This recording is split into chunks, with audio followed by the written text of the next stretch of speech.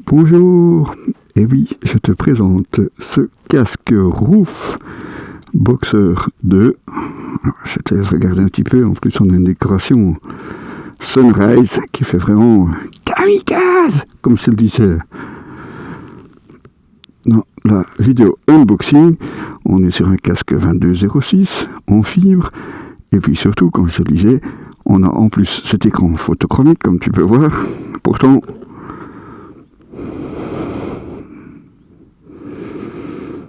il fait pas super beau, et pourtant ça fonctionne bien. On a différentes ventilations, puisque tu as ici, sur le côté, attends, que je les trouve, ici, ça, ouais, c'est pas de la décoration, c'est pour la ventilation. Et puis tu as ici aussi,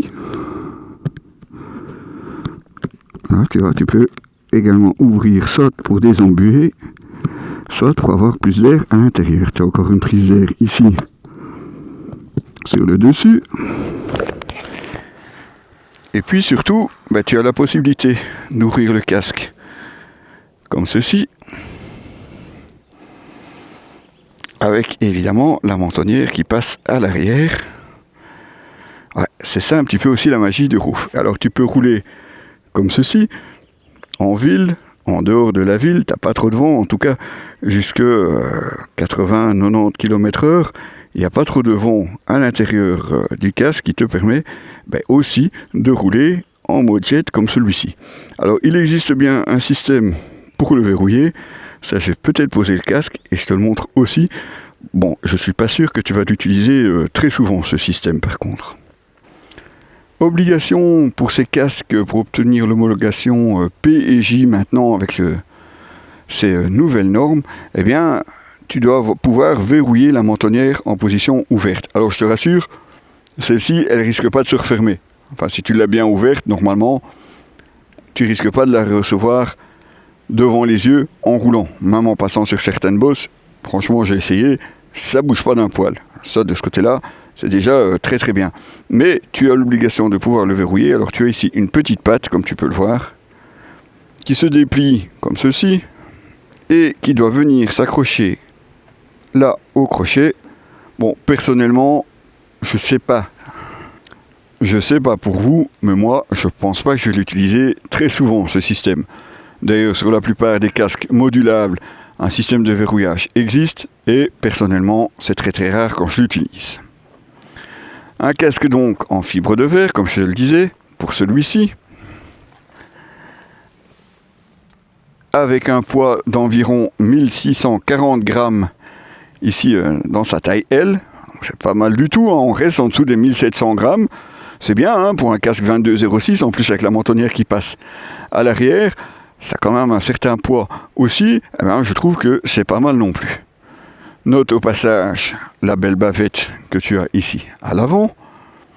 Tu retrouves, ça ce sont les deux ergots, comme on a l'habitude sur les boxers. C'est aussi un petit peu la marque de fabrique de ce type de casque, enfin en tout cas de ce boxer chez Roof.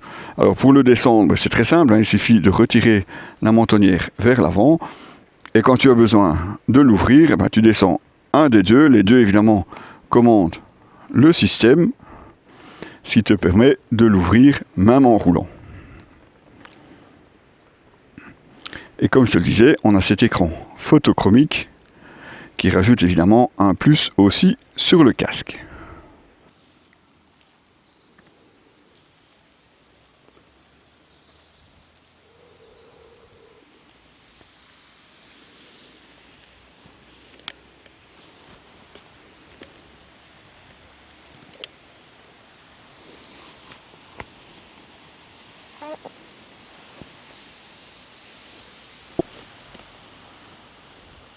Alors évidemment, ce casque est à la norme 2206, c'est un petit peu normal, et il y a pas mal de choses qui ont évolué, en tout cas si tu veux comparer par rapport aux toutes premières versions.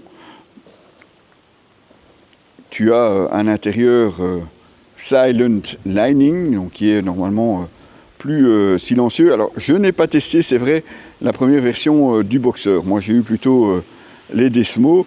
En tout cas, celui-ci, on a pris l'autoroute, on a roulé sur différents types de motos. Alors c'est vrai qu'il y a quand même du bruit, oui, forcément, hein, quand tu vois ici à l'arrière, ça risque forcément de prendre un petit peu plus les turbulences, donc il y a quand même du bruit à l'intérieur. Je ne vais pas vous mentir, je ne vais pas vous dire que c'est un casque super silencieux, mais en tout cas dans le domaine des casques modulables, en tout cas avec ce type de mentonnière, je trouve qu'il s'en sort quand même pas mal. En tout cas même sur une moto naked comme celle-ci, je trouve que le résultat est quand même assez bien. On a à l'intérieur des nouveaux mousses EPS avec différentes densités, ça c'est pour la sécurité évidemment. Tu vois à la fermeture, on a une boucle micrométrique. Alors je te conseillerais quand même, si ce type de casque t'intéresse, en tout cas si ce modèle t'intéresse, va l'essayer, parce que comme tu peux voir, c'est un casque qui est très compact, donc la mentonnière va revenir quand même assez près de toi. Idem pour les deux côtés ici des joues qui reviennent quand même assez près. Donc c'était une mâchoire plutôt large, ça risque peut-être de te gêner, donc je te conseillerais évidemment d'aller l'essayer en magasin plutôt que de simplement le commander sur internet. Et avant de le fermer, regarde un peu la taille de ce joint ici. Alors là je peux te dire, on a roulé plus d'1 heure sous la pluie, j'ai pas eu une seule goutte à l'intérieur. Alors quand je te parlais des différentes ventilations, toutes ne sont pas manipulables en roulant ou assez difficilement, parce que tu as les deux petits ergots ici qui servent aussi à régler la ventilation, et puis tu as les deux pattes ici qui sont elles aussi des ventilations où tu vois, tu peux effectivement ouvrir soit pour mettre plus de vent à l'intérieur ou du vent sur la visière. Tu peux voir d'ailleurs de près que ça vient vraiment coller sur l'écran. Alors je suis peut-être un petit peu curieux de voir ce que ça va donner effectivement dans le temps, en espérant évidemment que ça ne raye pas mon écran. Ça serait quand même dommage pour un bel écran photochromique, surtout que l'écran à lui seul coûte 120 €. Ouais, ça a quand même évidemment un budget, mais comme je vous disais, c'est un écran photochromique. Plus besoin d'écran solaire, puisqu'en plus ici tu n'en as pas en interne. Celui-ci fera très bien l'affaire, aussi bien en hiver qu'en plein été. Ce week-end on a roulé sous la pluie, j'ai vraiment eu aucun problème de visibilité, et pourtant il faisait pas très très clair à certains endroits. Aujourd'hui, il fait un petit peu meilleur, je ne vais pas dire qu'il fait super bon, mais il fait quand même un petit peu meilleur. Et là aussi, tu vois, voilà, il s'est teinté, donc c'est pas mal non plus.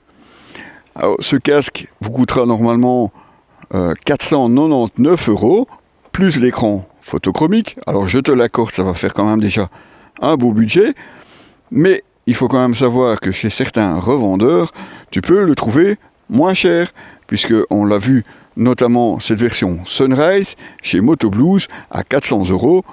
À 400 €, je trouve que franchement, ça vaut la peine pour un casque en fibre, agréable à porter, et puis en plus avec ce look Sunrise, moi je trouve que ça te fait vraiment passer soit pour un gros kamikaze, et là, enfin voilà, hein, ou pilote d'avion, à la limite. Ça sera peut-être un petit peu plus convenable pour certaines personnes qui pourraient te trouver un petit peu choquant avec ton matériel. Vous retrouverez évidemment l'article complet sur ce roof Boxster 2 sur notre site www.objectif-moto.com, et bien entendu également celui de cette Kawasaki Z900 qui lui est déjà en ligne.